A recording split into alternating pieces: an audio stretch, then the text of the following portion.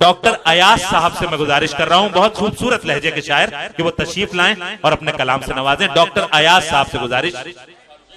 हकीकत क्या अया होती किसी तस्वीर अक्सी से, हकीकत क्या अया होती किसी तस्वीर अक्सी से। वो एक झूठा नजारा था जो उस मंजर पे रखा था, भाई वाह वाह वाह वाह। झूठा नजारा था जो उस मंजर पे रखा था, और छलक जाना था आंखों से लहू मेरी कहानी पर, छलक जाना था आंखों से लहू मेरी कहानी पर।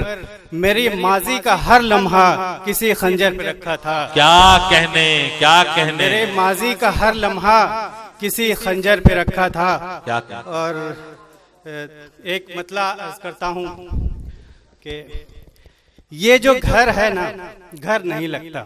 ये जो घर है ना, घर नहीं लगता। वासिफ भाई अदरवाइज ना ले।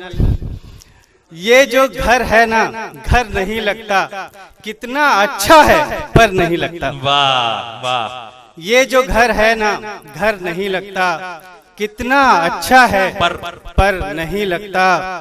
और जब भी आता है लौट जाता है वो, जब भी आता है लौट जाता है वो, जब भी आता है लौट जाता है वो। क्यों मेरे दिल में डर नहीं लगता, क्यों मेरे दिल में डर नहीं लगता।